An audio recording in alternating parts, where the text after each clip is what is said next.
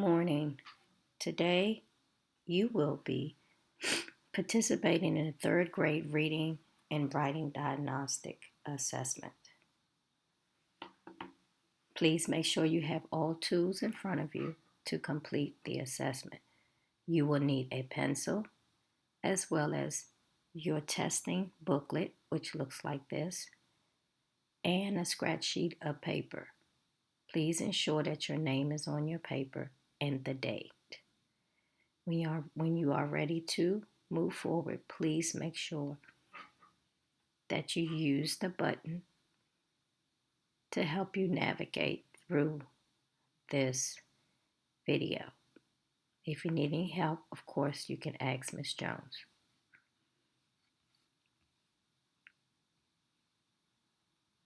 Now I will be reading the testing directions for a narrative task for day 1. Today you will complete a reading writing assignment to help you learn about you. I want to get to know you as the reader and a writer. Today you will read a story, answer some questions, and write a narrative story. Take your time to read the selection and the EBSRs carefully. An EBSR is an evidence-based selected response. These items have a Part A and a Part B. You must answer both parts. You may reread and revisit the text throughout the assignment to help you. When you get to the PCR, which is the prose, P for prose, C for constructed, R for response, you may use the scratch paper for planning. Then use the lined notebook paper to compose your story. As you compose your story, keep in mind all the things that you good writers do. Follow the directions in the prompt. Be sure your story makes sense and is organized with the key components of a narrative: characters, setting, conflict, and resolution. In addition, strong writers include details to keep their writers engaged. When you think you are finished writing your story, reread your writing to check to make sure you use proper language and conventions. Take your time and show me your best reading. You may begin working. This assignment is not timed, so please be sure to pause the video when you need to take a break.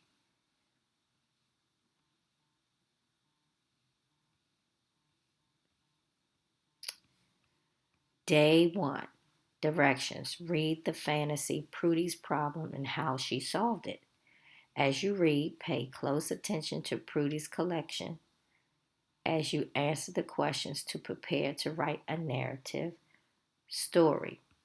Prudy's Problem and How She Solved It by Carrie Armstrong Ellis. Paragraph 1. Prudy seemed like a normal little girl. She had a little sister, she had a dog, she had 2 white mice. She had a mom and a dad in her own room at home. Yes, Prudy seemed normal, but Prudy collected things. Now most kids collect something. Prudy's friend Egbert collected butterflies. So did Prudy.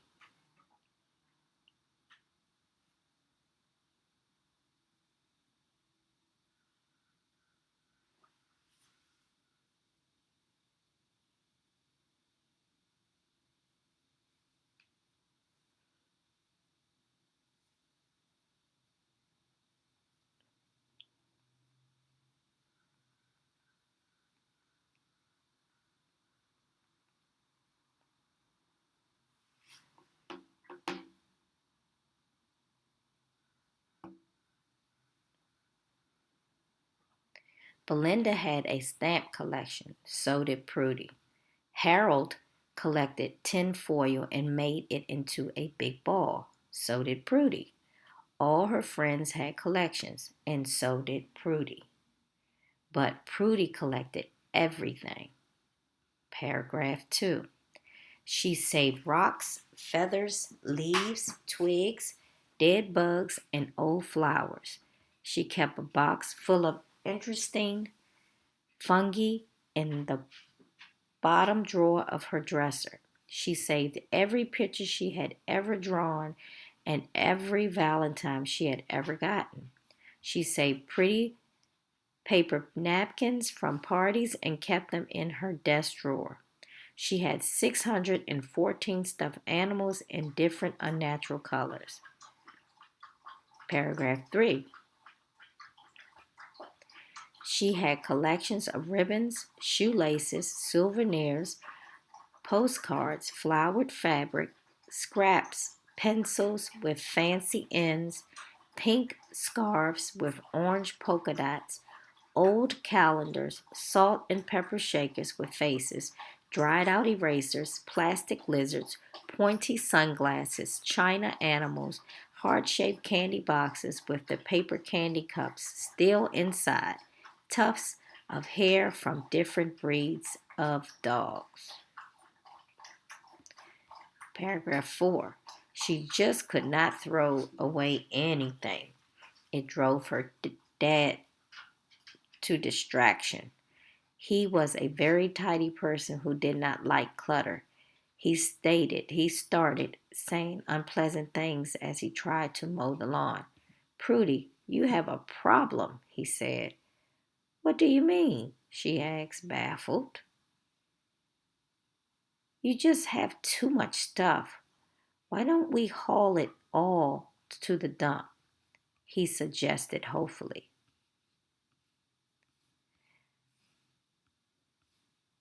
I don't have too much stuff, Dad, Prudy said.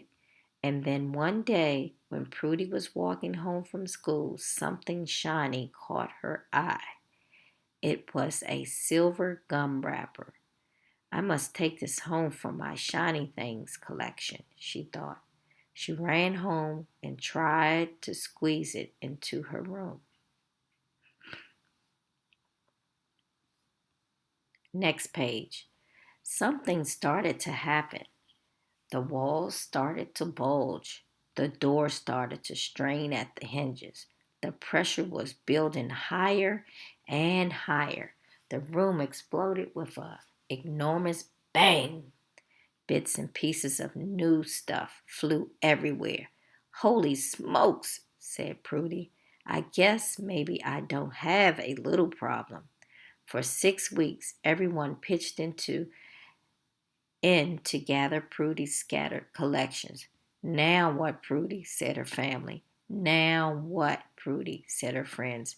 I'm working on it, said Prudy. Prudy looked around for inspiration.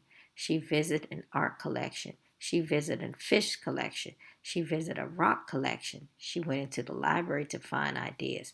At last, after many hours of scrutinizing stacks of books, she came up with a brilliant plan. With saws whirling and hammers pounding, everyone set to work.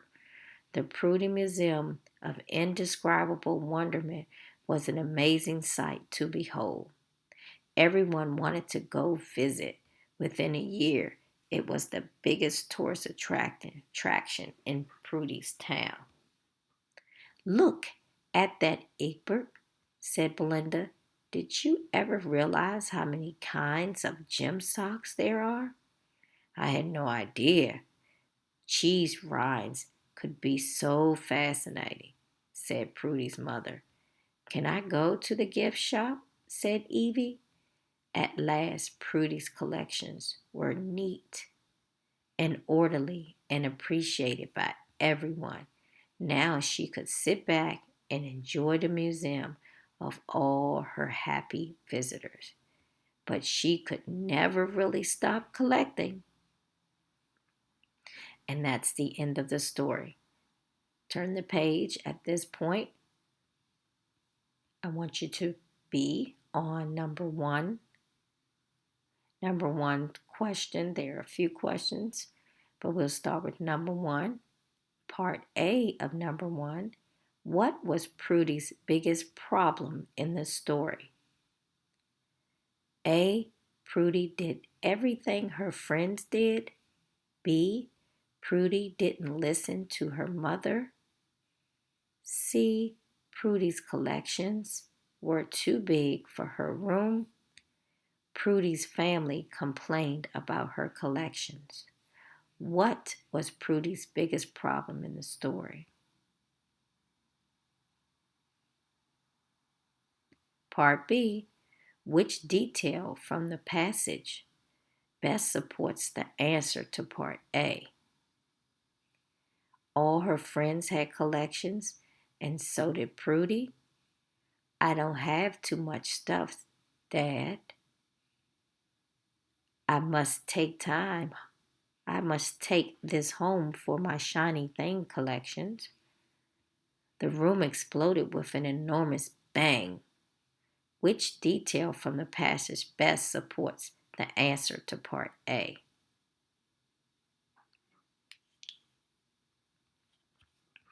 Question 2, Part A. What is the meaning of the word drove as used in this paragraph? It drove her dad to distraction.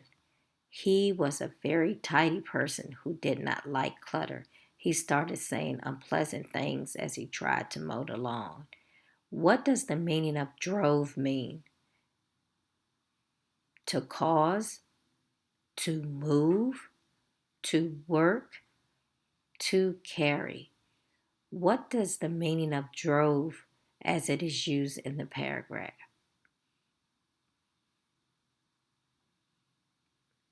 Part B.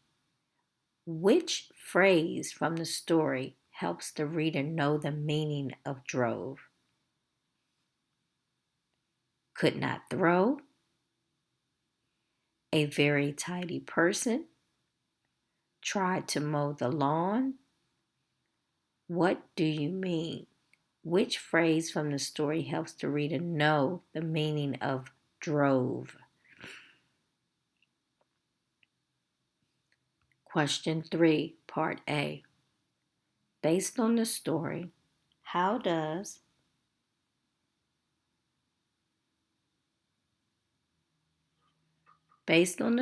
how does Dad feel about Prudy's collection? He wishes to help organize her stuff.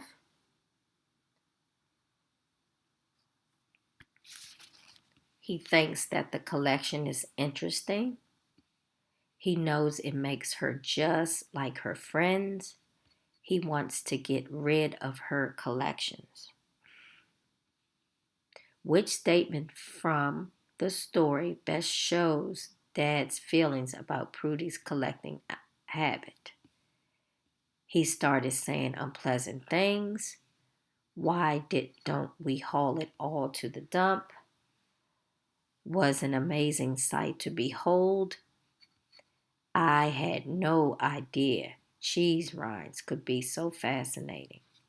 Which statement from the story best shows Dad's feelings about Prudy's collecting items?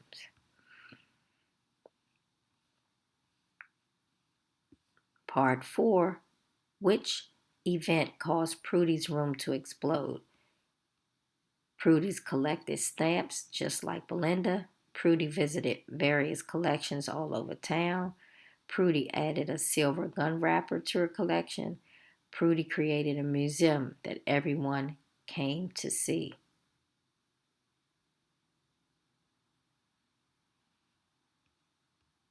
Part B. Which detail from the passage best supports the answer to Part A? And so did Prudy, but Prudy collected everything. You just have too much stuff. Why don't we haul it all to the dump? The walls started to bulge. The door started to strain at the hinges. Collections were neat and orderly and appreciated by all.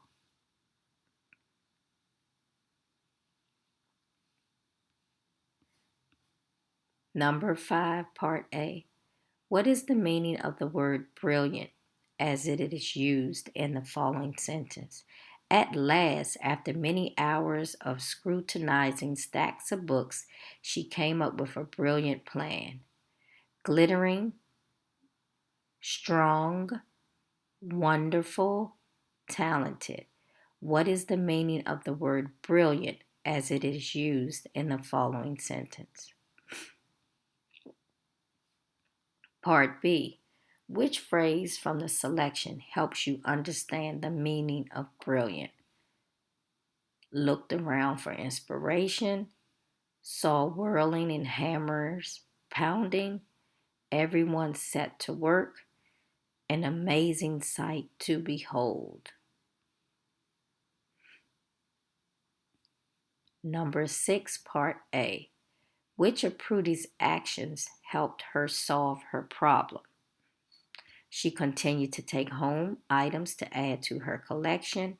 She refused to accept that she had a problem. She invited her family and friends to take stuff. She did research and visited several museums. Part B. Which sentence from the story helps support your answer to Part A? The room exploded with an enormous bang. For 6 weeks, everyone pitched in. Prudy looked around for inspiration, but she could never really stop collecting.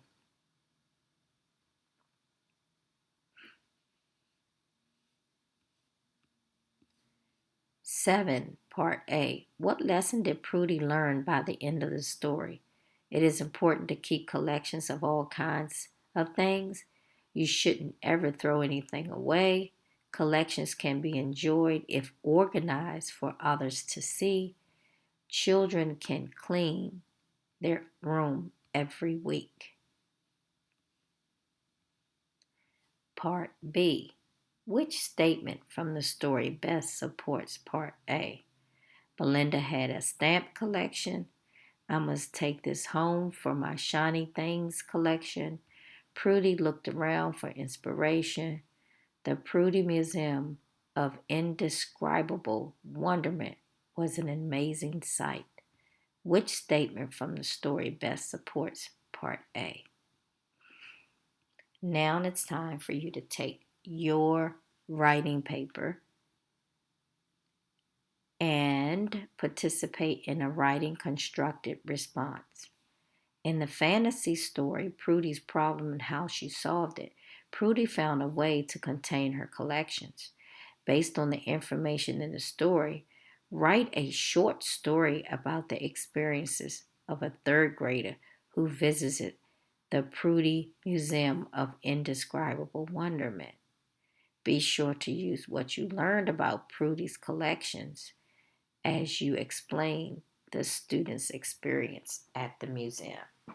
So you're going to write a story as if you're visiting Prudy's museum and introduce a third grader narrative or character and tell about the visit to the museum. You're going to use dialogue and descriptions of actions, thoughts, and feelings to develop your story. Organize your story in a sequence and be sure to introduce a sense of closure. Next, we will go on to the next story once you have had time to read. Again, these are the directions like we've had at the beginning of our other story.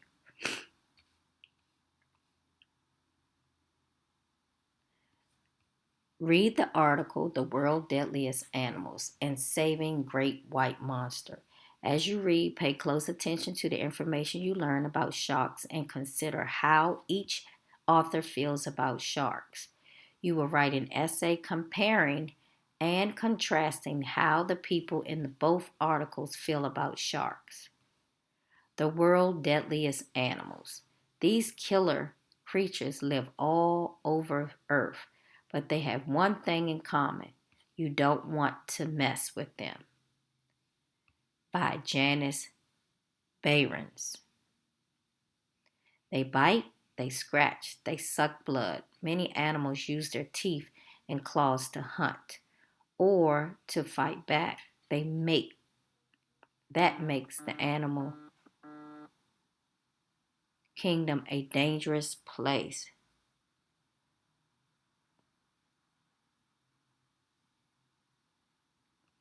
Most animals don't even go after humans, but when they do, it can be deadly. Shark attack. Swim for your life. The great white shark is the perfect predator. A great white has 300 teeth in its gigantic jaws. Each tooth is as sharp as a steak knife.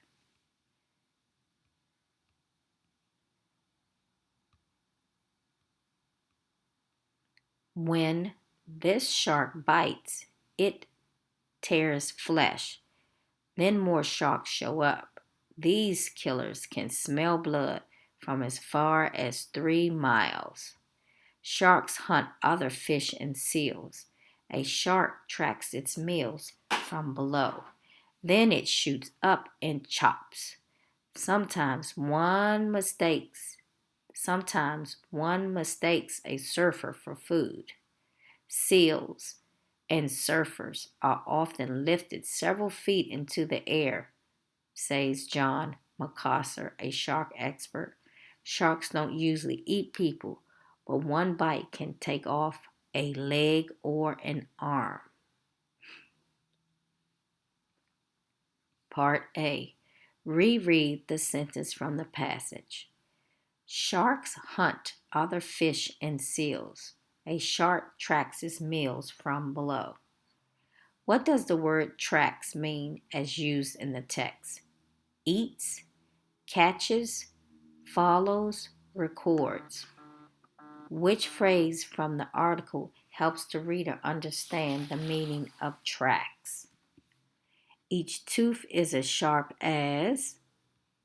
When this shark bites, it tears flesh. Then it shoots up and chops. Don't usually eat people. Which phrase from the article helps the reader understand the meaning of tracks?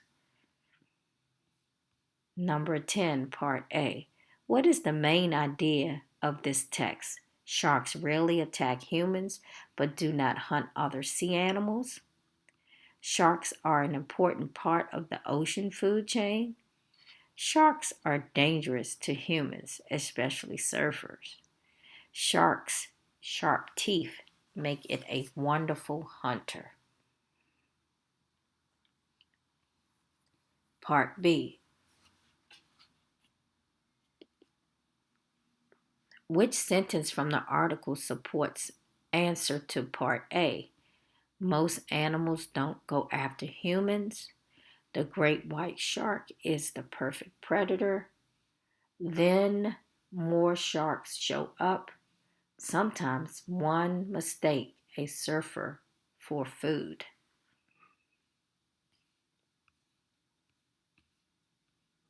Saving the great white monster. The great white monster is among the most feared animals in the world, but it's also one of the most important to our oceans. Here's why sharks need your love. Imagine that you are the most feared creature in the ocean, the great white shark.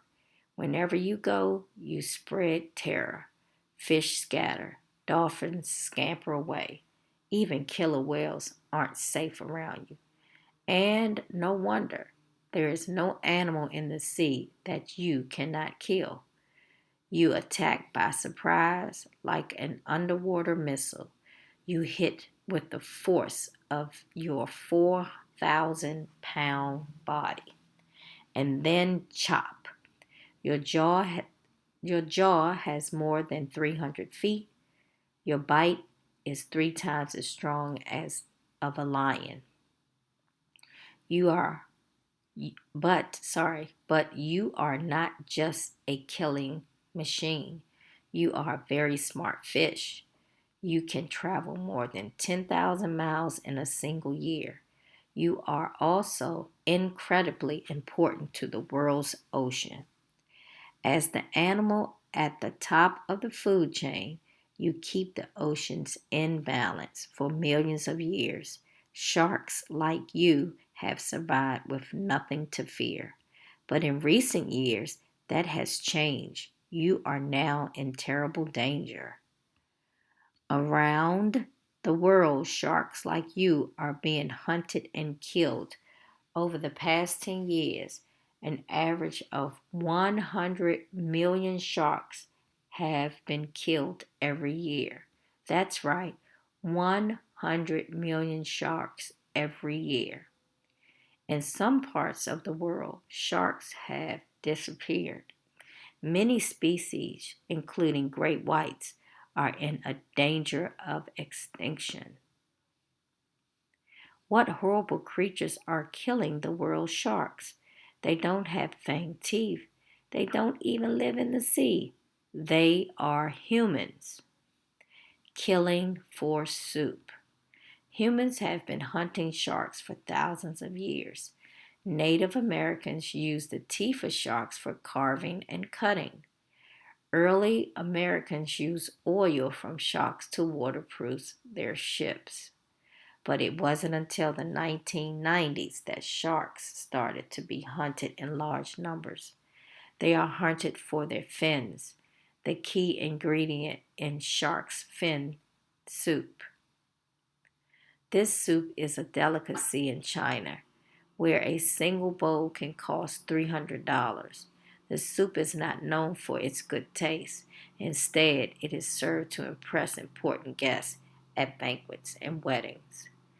In the past, few Chinese people were wealthy enough to afford the soup, but since the late 1980s, wealth in China has been growing. Today, millions of people can afford shark fin soup. As the demand for shark fins have gone up, the fins of a great white shark can sell for thousands of dollars each. On a given day, thousands of fish boating out boating boats are out on the ocean. Some boats can catch 100 sharks in a single day. Many fishermen don't even bother to bring the sharks back to shore. They hack off their fins while at sea and leave the sharks to die in the ocean. Attacks are rare. An organization called Wild Aid has been working to help the sharks, but it has been hard. Wild Aid helps to save endangered species, but people want to help animals that they care about. Pictures of baby elephants or cute pandas make people donate money, but looking at a photo of a shark with a blood-red mouth doesn't encourage most people to donate. When people think about sharks, they think about danger and shark attacks. It is true that sharks bite an average of 80 people per year, but if you consider the number of people who swim and surf in the ocean, shark attacks are very rare. In fact, a person at the beach is 15 times more likely to get killed by a falling coconut than a shark. Still, many people believe the world might be a better place without sharks, and this has made it difficult to help sharks until now. The leaders of the Wild Aid realized that few Chinese people understood the harm caused by shark fin soup. Wild Aid got some of China's biggest celebrities, like former basketball player Yao Ming and the actor Jackie Chan, to help. They ran advertisements on TV shows showing sharks being slaughtered for their fins. The campaign attracted attention and has been successful. In 2012, in, in the year 2012, the Chinese government banned shark fin soup from official banquets. Many young people are refusing to serve the soup at their weddings. Last year, the number of shark fins brought into China dropped by nearly 30%. Danger and hope. With fewer people wanting shark fin soup, Fishermen no longer get high prices for fins. Soon, experts hope fins will be out. Fins will be all but worthless, and fishermen will have no reason to hunt sharks. Question 1. Reread these sentences from the passage. Imagine that you are the most feared creature in the ocean, the great white shark. Wherever you go, you spread terror. What does the phrase spread terror mean as it is used in the text? Create panic, make larger, hunt animals, become nervous. Part B. Which phrase from paragraph 1 helps the reader understand the meaning of spread terror? Most feared creature, wherever you go, whales aren't safe, and no wonder. Question 12, Part A. Reread these sentences from the passages. This soup is a delicacy in China, where a single bowl can cost $300. This soup is not known for its good taste. Instead, it is served to impress important guests at banquets and weddings. What does the word delicacy mean as it is used in the text? Delicious food item, rare, costly food item, hot, spicy food item, unpleasant food item. Part B. Which phrase from paragraph 14 helps the reader understand the meaning of the word delicacy? Can cost $300, not known to good taste, served to impress at banquets and weddings. Question 13, Part A. What is the main idea of saving the great white monster? The great white shark is one of the most dangerous animals in the ocean. The great white shark is vital to the ocean food chain. WildAid is working to make people aware that great white sharks are in danger of becoming extinct. The great white shark is in danger of becoming extinct. Part B. Which statement from the article best supports the answer to Part A? Imagine that you are the most feared creature in the ocean, the great white shark, but it's also one of the most important to our oceans. Around the world, sharks like you are being hunted and killed. WildAid has been working to help the sharks, but it has been hard. Part A. Which of the following is an action taken by WildAid to educate people about sharks and their possible extinction? WildAid showed people pictures of sharks to encourage them to donate money. WildAid banned shark fin soup from weddings and banquets. WildAid created commercials with celebrities to teach people about killing sharks. WildAid reduced the price of shark fins so fishermen would stop hunting for them. Part B. Which sentence from the article supports answer to Part A? Pictures of baby animals, or cute pandas make people donate money. They ran advertisements on TV showing sharks being slaughtered for their fins. In 2012, the Chinese government banned shark fin soup from official banquets.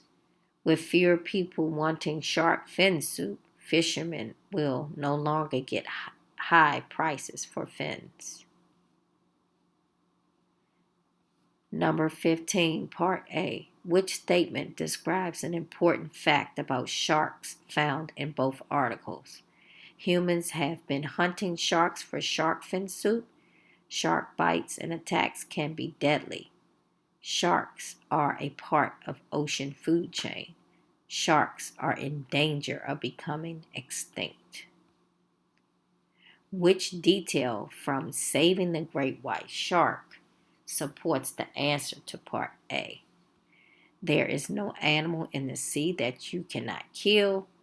As the animal at the top of the food chain, you keep the oceans in balance. Around the world, sharks like you are being hunted and killed. Many species, including great white sharks, are in danger of extinction. Writing constructed response. You have read the articles, The World's Deadliest Animals and Saving the Great White Monster. Think about the key details in each article that show how people feel about sharks. Write an essay comparing and contrasting how the people in both articles feel about sharks. Use key details and examples from both articles to support your ideas. To create a well written essay, write a beginning that introduces readers to the topic.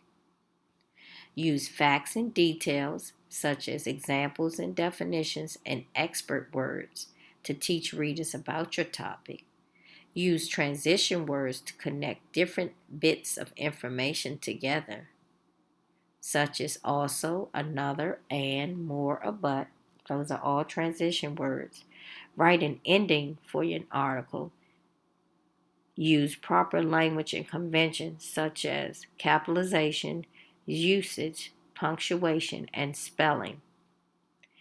Once you are done, you may turn in your paper. Thank you so much.